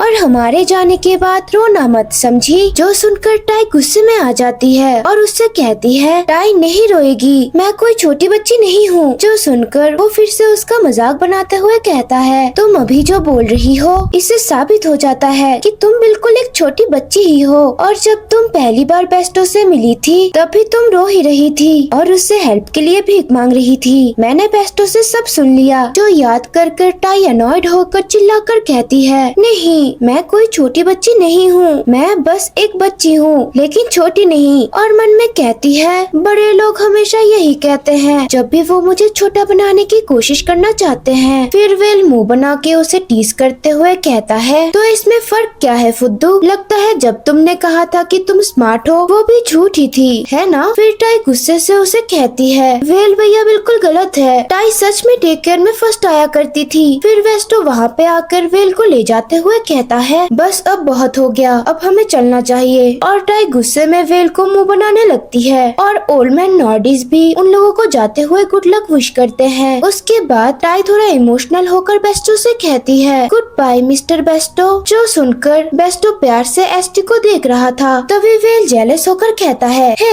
मेरा क्या तुम मुझे विश नहीं करोगी? फिर टाई मुंह बनाकर कहती है हाँ तुम भी केयरफुल ही रहना। फिर वेल जाते हुए हंसकर कहता है कितनी अजीब बच्ची है ना, वो भला माना स्टोन को हासिल करने के लिए मैजिक स्टोन फोर्ट्रेस में क्यों जाएगी? उसके बाद बेस्टो कहता है मुझे शक है कि वो शायद किसी नोबल घराने से है, पर ये बस मेरा एक गेस है, ये हो भी सकता है और नहीं भी। उसकी बात सुनकर वेल कहता है ऑनेस्टली अभी तक तुमने जो भी कहा है ना उनमें से ये सबसे ज्यादा सस्पिशियस बात है जो तुमने अभी करी है। क्या तुमने खुद ये चीज रियलाइज नहीं किया? कौन सा नोबल का बच्चा उस अकेले जंगल में भटक रहा होगा? जो सुनकर बेस्टो अपनी नजर फेरते हुए कहता है ये सिर्फ एक अंदाजा है, जैसा मैंने कहा तुम मानो या ना मानो मुझे कोई फर्क नहीं पड़ता। जब मैंने उस बच्ची से उसका फादर का नाम पूछा तब सबसे ज्यादा हैरान मैं ही था, और तब हम देखते हैं कि वो लोग अपने डेस्टिनेशन पे पहुंच चुके थे जो था टेनेब्रियम गुफा, जो कि पहले खाने का स्टोरेज हुआ करता था, लेकिन अब छोटे मैजिक स्टोन्स की वजह से ये जगह एक मॉन्स्टर बेस बन चुका है और वो दोनों उस गुफा के अंदर जाने लगते हैं। तभी वेल कहता है क्या कहा नाम, ऐसा क्या होगा एक नाम में जो सुनकर तुमने वैसे रिएक्ट किया होगा? जिसके जवाब में बेस्टो कहता है वो नेम फॉर्मेट कुछ अलग था जो मैंने पहले कभी नहीं सुना था। उसने कहा उसके फैमिली का नाम किम है और गिवन नेम योंगसो है। जिसके जवाब में वेल कहता है क्या कहा किम, ये कैसा नाम है? कोई नोबल कभी भी ऐसा नाम नहीं रखेगा, चाहे वो लड़की एक भटकी हुई बच्ची ही क्यों ना हो, फिर भी वो एक बच्ची ही है। क्या तुम्हें लगता है कि इतनी सी इन्फॉर्मेशन से तुम उसके पापा को ढूंढ पाओगे? और मन में कहता है मुझे उनकी हर एक बात सस्पिशियस लग रही थी, इसीलिए कल मैंने ब्लैक मार्केट से कुछ इन्फॉर्मेशन खरीदा। इसने बैन अर्ना विलेज में अपने पूरे परिवार को खो दिया और फिर एक भटका हुआ मर्सिनरी बन गया, लेकिन इससे पहले वो डेथ हाउंड्स यानी कि कैनिक्स मर्टिफर का वाइस कैप्टन था और काफी ज्यादा स्किल्ड माना जाता था। उसके फैमिली के साथ जो हुआ उसके लिए मुझे अफसोस है, लेकिन अगर उसकी स्किल वाकई असली है तो मेरे लिए ये एक रेयर अपॉर्चुनिटी है। फिर वो केव के कंडीशन को देखते हुए कहता है हम लोग जितना अंदर जा रहे हैं ये जगह उतनी ही एक मेज जैसी लग रही है। जिसके जवाब में बेस्टो कहता है हर छोटे चैम्बर में छोटे छोटे मैजिक स्टोन इधर उधर फैले हुए रहते हैं, उनके बीच का डिस्टेंस काफी ज्यादा है, हमें बस एंट्रेंस के पास वाले को मिटाना है और तुरंत निकल जाना है। फिर वेल फॉर्म में आते हुए कहता है हाँ मुझे पता है, जैसे ही हम चैम्बर तक पहुँचते हैं मैं अपनी पूरी ताकत लगा दूंगा। बेस्टो भी अपना हैमर निकालते हुए कहता है और मैं भी। तभी गुफा में कुछ अजीब सी हलचल होने लगती है और वहाँ से कुछ पर्पल कलर का ऑरा भी निकल रहा था जो बिल्कुल बिजली की तरह लग रहा था, और तभी पूरा गुफा हिलने लग जाता है जिससे वेल और बेस्टो दोनों चौंक जाते हैं। ये सब देख के वेल मन में कहता है क्या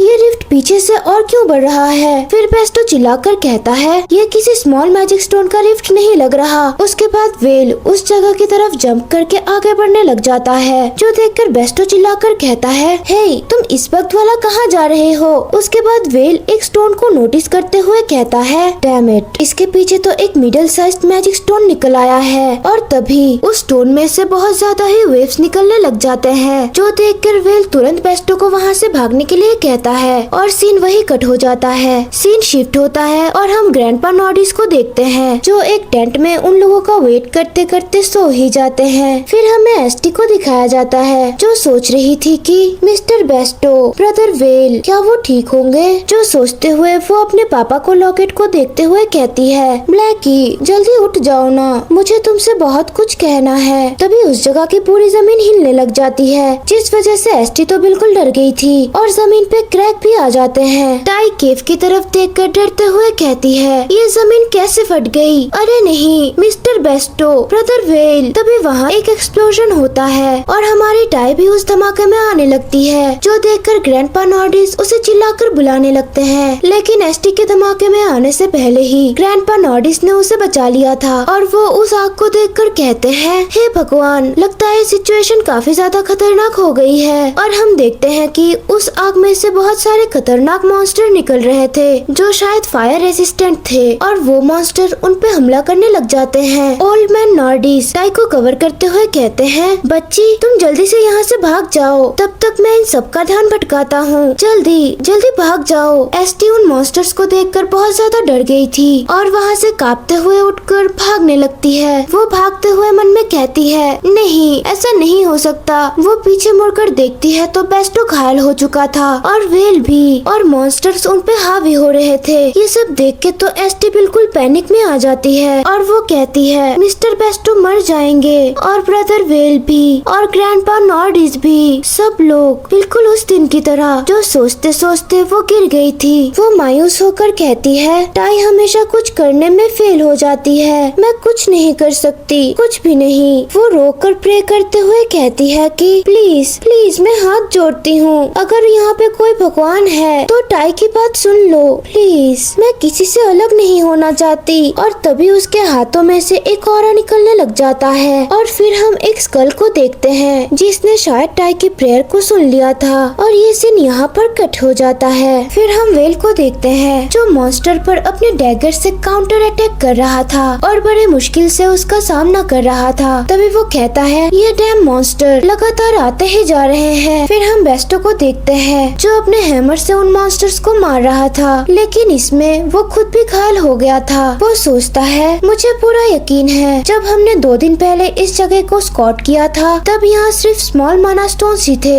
लेकिन इतने कम वक्त में एक मीडियम साइज का माना स्टोन भला कैसे आ सकता है। उसके बाद फेल सोचता है, इतने सारे मॉन्स्टर्स बाहर आ रहे हैं, सिर्फ हम दोनों के लिए ये क्लियर करना बिल्कुल नामुमकिन है। उसके बाद वो अपने रोब में से एक शीशी को निकालते हुए कहता है, जिंदा चीर फाड़ दिया जाने से बेहतर ये है कि मैं जहर खाकर खुद ही खत्म हो जाऊं। और वो उस जहर को पीने ही वाला होता है कि तभी बेस्टो और वेल के बीच में से कुछ बहुत तेजी से आता है और एक बोन सीधा जाकर उस मॉन्स्टर पे आके घुस जाता है, जो सब देखकर वेल तो बिल्कुल चौंक ही गया था। और तभी और एक हड्डी का ढांचा आकर उस बोन को मॉन्स्टर में से निकालने लग जाता है। देखते ही देखते उन सारे स्केलेटन्स ने सारे मॉन्स्टर्स को अच्छे से दबोच लिया था, जिससे वो मॉन्स्टर्स खुद को छुड़ा नहीं पाते। तभी उन स्केलेटन्स ने पकड़े हुए मॉन्स्टर्स को नीचे जमीन के अंदर लेके जाते हैं और उसके बाद जमीन बंद हो गई थी। ये नजारा देखकर बेचारा वेल डरते हुए वही जमीन पे पड़ा हुआ था और वो मन में कहता है, ये तो मॉन्स्टर के चिल्लाने की आवाज है ना, और ये आवाज तो जमीन के नीचे से आ रही है। मैंने अभी अभी कुछ गलत तो नहीं देखा है ना, अभी जो था वो तो पक्का। फिर पीछे से बेस्टो उसे पुकारता है, लेकिन वेल तो अभी भी उन सबको गहराई से सोच रहा था। तभी बेस्टो अचानक आके वेल के कंधे पे हाथ रखते हुए उसे चिल्लाकर बुलाता है, जिससे बेचारे वेल की तो आत्मा ही निकल जाती है। बेस्टो कहता है, ये अभी अभी क्या हुआ था, तुमने कभी नहीं बताया कि तुम एक मेज हो। जिसके जवाब में वेल चिल्लाकर कहता है, तुम क्या बकवास कर रहे हो,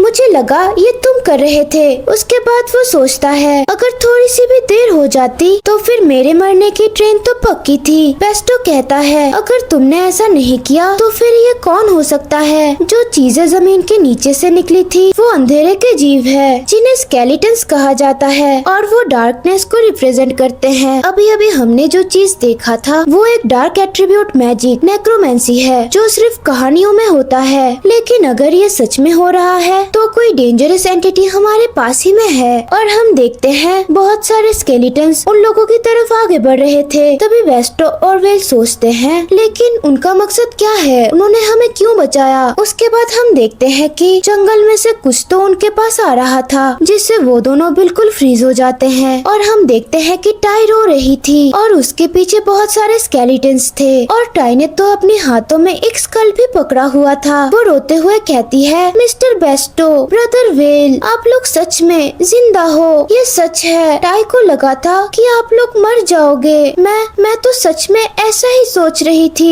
ये दहशत भरा नजारा देखकर वेल और बेस्टो शॉक होकर वही फ्रीज हो जाते हैं। उन लोगों को तो कुछ समझ ही नहीं आ रहा था कि आखिर हो क्या रहा है। तभी कुछ स्केलेटन्स आके टाई के कानों में कुछ कहते हैं जो सुनकर टाई कहती है क्या सच में? फिर वो बेस्टो से कहती है मिस्टर ग्रैंडपा नॉर्डिस भी यहाँ पे आ रहे हैं। तभी वो फिर से रोने लग जाती है और कहती है उन्होंने कहा है कि वो आ रहे हैं। सच में टाई बहुत खुश है क्योंकि सब लोग बिल्कुल सही सलामत है। जो देखकर बेस्टो और वेल की तो हवाइयाँ उड़ चुकी थी। उसके बाद एक स्केलेटन आके फिर से टाई को कुछ कहता है जो सुनकर टाई कहती है क्या? और वो गुस्से में आकर उन लोगों को डांटते हुए कहती है तुम्हें डांट पड़ेगी, समझे? तुम्हारा क्या मतलब है कि ब्रदर वेल और मिस्टर बोन फ्रेंड्स 24 और 25 बन सकते थे? तुम ऐसी बुरी बातें नहीं बोल सकते, समझ गए? टाई को इतना चिढ़ते देख सारे स्केलेटन जोर जोर से हंसने लग जाते हैं। टाई कंटिन्यू करते हुए उनसे कहती है ये एक जोक तभी होगा जब सुनने वाले को भी वो अच्छा लगे, समझे? टाई को उन लोगों से ऐसे बात करता देख बेस्टो और वेल तो पूरी तरह शॉक थे। तभी एक स्केलेटन एक तरफ पॉइंट करके उन लोगों को कुछ दिखाता है और हम देखते हैं कि ग्रैंडपा नॉर्डिक्स उस तरफ से आ रहे थे और उनको देख के टाई कहती है ये तो सच में ग्रैंडपा नॉर्डिक्स ही है, ये बिल्कुल वैसा ही है जैसा बोन फ्रेंड ने अभी अभी कहा था। बेस्टो इसके जवाब में कहता है हाँ तुम सही कह रही हो।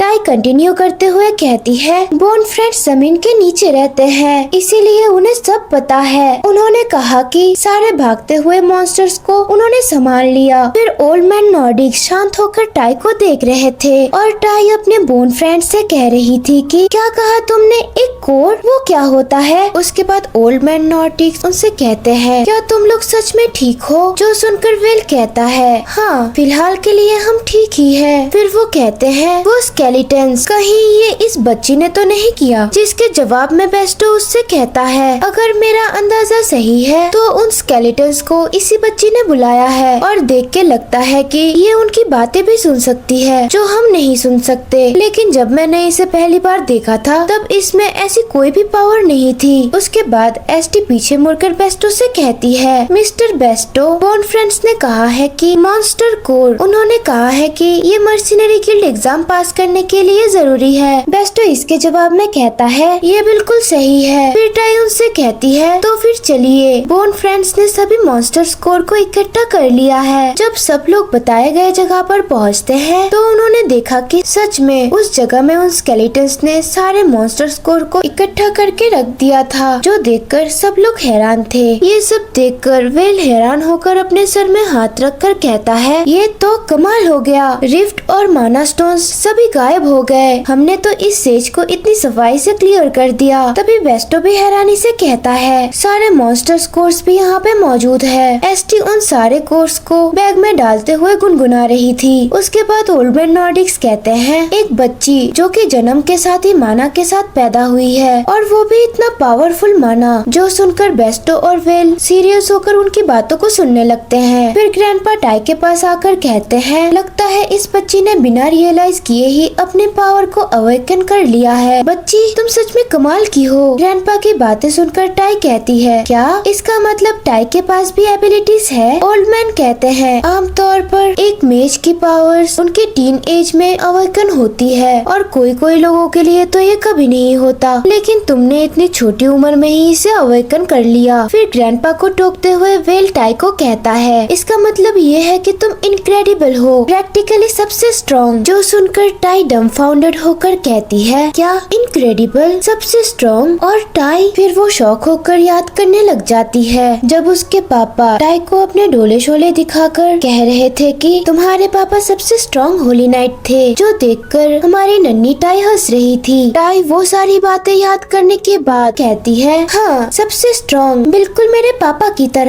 और वो उनसे कहती है, खून वाकई पानी से गाढ़ा होता है, जो सुनकर सामने वाला स्केलेटन भी हंस देता है। टाई की बातें सुनकर बेस्टो, वेल और ग्रैंडपा नॉर्डिक्स भी सोच में पड़ जाते हैं और कहते हैं, क्या खून पानी से गाढ़ा होता है? तभी वेल कहता है, ये अचानक से कहावतें क्यों बोल रही है? फिर टाई इधर उधर देखकर चुपके से उन लोगों को बताती है, एक्चुअल में ना टाई के पापा बहुत ज्यादा स्ट्रॉन्ग है। लोग कहते हैं वो दुनिया के सबसे ज्यादा स्ट्रॉन्ग इंसान है, एक सुपर स्ट्रॉन्ग होली नाइट। जो सुनकर सारे शॉक होकर कहते हैं, क्या कहा, एक होली नाइट? टाई कंटिन्यू करते हुए कहती है, शायद टाई ने अपने पावर्स भी अपने पापा से ही इनहेरिट की होगी। तभी बेस्टो हैरानी से सोचने लग जाता है, मुझे पहले अजीब लग रहा था कि एक छोटी सी बच्ची उस जंगल में अकेले क्यों होगी, लेकिन अगर ये सच है तो टाई कोई आम भटकी हुई बच्ची नहीं हो सकती। इस दुनिया में दो तरह की पावर है, एक है होली पावर और दूसरा है माना। होली पावर्स को होली नाइट अवेकन करते हैं और अपनी स्वर्ड में वो होली पावर भरते हैं, और दूसरी तरफ माना जो कि मेज अवेकन करते हैं, जो अपने माना को यूज करके मैजिक करते हैं। दोनों पावर्स अक्सर एक दूसरे के ऑपोजिट होते हैं। अगर किसी होली नाइट के घर पैदा हुआ बच्चा माना अवेकन कर ले तो फिर तभी वेल सोचता है, ऐसा होना नामुमकिन है, पर ये बहुत रेयर है, बिल्कुल ही किसी फेरी टेल्स जैसा, और लोग तो इसे बहुत बुरा मानते हैं। एक कहावत है कि जो बच्चा अपने पेरेंट्स की ऑपोजिट पावर लेके पैदा होते हैं वो सिर्फ और सिर्फ तबाही लाते हैं। ऑब्वियसली ये एक अंधविश्वास है, लेकिन इससे भी बड़ी बात, अगर उसका पापा सच में स्ट्रॉन्ग होली नाइट है तो फिर एम्पायर में सिर्फ एक ही फैमिली है जो कि इसमें फिट बैठती है, जो कि पुश्तों से होली पावर वाले नाइट्स को जन्म देते आ रहे हैं। एक ऐसा ग्रुप जो कि कभी भी रॉक बॉटम में नहीं गिरा, द ल्यूमिनेंट ड्यूकल फैमिली। और वो चिंता करते हुए बेस्टो और वेल एक दूसरे की तरफ टेंशन भरे नजरों से देख रहे थे। उसके बाद हमारी टाई उनको बताती है, एक्चुअली मैं ये बात बताना तो नहीं चाहती थी, पर कुछ दिनों पहले तक ही टाई सिर्फ पापा के साथ रहती थी, एक छोटे लेकिन बहुत ही कोजी घर में। उसके बाद वेल हैरानी से कहता है, वेट, छोटा घर? फिर वो मन में कहता है, लेकिन ये तो फेमस ल्यूमिनेंट फैमिली से है ना, ल्यूमिनेंट फैमिली के होते हुए ऐसा कैसे हो सकता है? टाई कहती है, हाँ रूम इतना सा ही था जिसमें एक छोटा बाथरूम भी था, पर वहाँ विंटर में बहुत ठंड होती थी और सिर्फ ठंडा पानी आता था। पर टाई सच में बहुत खुश थी, सिर्फ पापा के साथ भी ऐसा ही लगता था जैसे वो एक फैमिली है जिसमें 100 लोग हैं। पर फिर पापा चले गए, और ये कहते हुए टाई की आंखों से आंसू आने लगते हैं, जिसको ऐसा रोता देख बेस्टो और वेल को तो बिल्कुल भी अच्छा नहीं लगता। फिर टाई उस लॉकेट को अपने हाथ में लेते हुए कहती है, उसके बाद टाई बिल्कुल अकेली रह गई जंगल में ब्लैकी के साथ, लेकिन ब्लैकी अभी सो रहा है। टाई की बात सुनकर वेल सोचने लगता है, ये डेफिनेटली एक परमानेंट समन है, शायद टाई ने बिना रियलाइज किए ही अपने पावर्स को अवेकन कर ली और ये समन कर लिया। वेल गाइस, जब मेज अपने माना के जरिए दूसरी दुनिया के जीवन को समन करते हैं उसको परमानेंट समन कहते हैं। टाई कंटिन्यू करते हुए कहती है, जब ब्लैकी उठ जाएगा तो वो पापा को ढूंढने में मेरी मदद करेगा। पापा को मेरे बारे में कुछ याद नहीं होगा, पर टाई को इससे कोई प्रॉब्लम नहीं है। टाई की ये बात सुनकर सभी लोग बुरी तरीके से कंफ्यूज थे, और वेल कहता है, क्या तुम ये आखिर क्या कह रही हो? वो अपनी बेटी को याद नहीं रखेंगे? ये कैसा बाप है? टाई इसके जवाब में हेजिटेट करते हुए कहती है, वो क्योंकि, और वो मन में कहने लगती है, ब्लैकी ने अपने मैजिक से टाइम को रिवर्स किया है और मैं उस वक्त में आ गई हूँ जहाँ पापा टाई को जानते ही नहीं। फिर टाई रोते हुए कहती है, डैडी ने ये जानबूझकर नहीं किया था, डैडी भी टाई को मिस कर रहे होंगे, पर मैजिक के वजह से टाई डैडी के यादों से मिट गई है। जो सुनकर तीनों को बहुत बड़ा झटका लग जाता है। फिर वो टाई से थोड़ा दूर जाकर अपने में डिस्कस करने लग जाते हैं, जिससे कि टाई को कुछ सुनाई नहीं दे। वेल कहता है, तो ये कह रही है कि मैजिक ने उसके बाप की यादों से बेटी को मिटा दिया है ना? फिर ओल्ड मैन नॉर्डिक्स कहते हैं, मुझे तो ऐसा ही लगता है। फिर बेस्टो कहता है, ये कितना ज्यादा क्रूएल है, ल्यूमिनेंट जैसे नोबल लोग इतनी छोटी बच्ची के साथ ऐसा कैसे कर सकते हैं? फिर वेल कहता है, शायद उसके फादर ने टाई को बचाने के लिए अपनी फैमिली छोड़ दी, क्योंकि उसका बच्चा पावरफुल माना के साथ एक होली नाइट के घर पैदा हुई थी और वो जैसे तैसे खुशी के साथ एक छोटे घर पर उसके बच्चे के साथ जी रहा था, पर शायद वो चीज भी उन लोगों से देखा नहीं गया होगा और किसी ने उसे ढूंढ के उसकी यादों में से उसकी अपनी बच्ची को ही मिटा दिया और उस बच्ची को जंगल में मरने के लिए छोड़ दिया। फिर तीनों हमदर्दी के साथ टाई की तरफ देखने लग जाते हैं और उन तीनों को तो टाई की हालत बहुत ही ज्यादा खराब नजर आ रही थी। फिर वेल गुस्से में आकर कहता है, ये कमीने तो जानवर से भी बदतर है, और जाने अनजाने में उसने ओल्ड मैन नॉर्डिक्स को भी दबोच लिया था और दर्द के मारे वो कहते हैं, वेट वेल मेरा गला। फिर थोड़ा काम डाउन होने के बाद पेस्टो उससे कहता है, अभी के लिए हमें टाई की पहचान छुपानी होगी और उसके बाद ही हमें ल्यूमिनन फैमिली को सावधानी के साथ अप्रोच करना होगा, क्योंकि हमें नहीं पता कि ल्यूमिनन फैमिली का रिएक्शन क्या होगा। जिसके जवाब में वेल कहता है, ऑफ कोर्स अगर उन्होंने उससे मरने के लिए छोड़ दिया और उन्हें पता चल गया कि वो बच गई है तो वो इसे जिंदा नहीं छोड़ेंगे। और वो फिर से ये सब सोच के गुस्से के मारे अपना कंट्रोल खो बैठता है और बेस्टो उसे शांत करते हुए कहता है, तुम पहले शांत हो जाओ, अभी तक सब कुछ कंफर्म नहीं है। बेस्टो की बात से एग्री करते हुए ग्रैंडपा नॉर्डिक्स भी कहते हैं, बेस्टो ने बिल्कुल ठीक कहा वेल। जो सुनकर वेल चिल्लाकर कहता है, मैं इस सिचुएशन में भला कैसे शांत रहूं। फिर वो उठ के जल्दी से टाई के पास आता है और उससे कहता है, सुनो बच्ची, जिससे टाई तो कंफ्यूज ही हो जाती है। वो टाई के सर पर हाथ रखते हुए कहता है, 4 साल की उम्र में कोई मर्सनरी ग्रुप ऑफिशियली ज्वाइन नहीं कर सकता, क्योंकि ऐसा एग्जाम्पल किसी ने नहीं दिया। तुम्हें समझ आ रहा है ना कि मैं क्या कह रहा हूँ। जिसके जवाब में टाई कहती है, एक्स एप्पल। वेल कंटिन्यू करते हुए कहता है, पर इससे फर्क नहीं पड़ता कि तुम्हारी पावर कितनी स्ट्रॉन्ग है। इसका मतलब ये है कि कोई 4 साल की उम्र का बच्चा किसी मर्सनरी ग्रुप में ऐसे ही ऑफिशियली रजिस्टर नहीं कर सकता। जो सुनकर टाई बिल्कुल शॉक हो जाती है। तभी वेल प्यार से उसे कहता है, लेकिन तुम्हें अपने पापा को ढूंढना है ना, तो चलो इसके लिए एक रास्ता निकालते हैं, इसमें हम तुम्हारी मदद करेंगे। बेस्टो भी बहुत प्यार से टाई से कहता है, वेल ने बिल्कुल सही कहा, तुमने सबकी जान बचाई है टाई, तुम्हारी वजह से ही हम सब लोग जिंदा हैं, इसीलिए हम तुम्हारा एहसान चुकाना चाहते हैं। हमें तुम्हारी हेल्प करने दो टाई। और हमारे ग्रैंडपा नॉर्डिक्स भी हामी भरते हैं और उन लोगों को उसकी मदद के लिए वॉलंटियर करते थे। टाई उन लोगों को हैरानी से देखने लगती है। गाइस आज के लिए बस इतना ही, मिलते हैं इसके नेक्स्ट एपिसोड में। Let me know your thoughts in the comment section below and या do like, subscribe and share this video with your friends.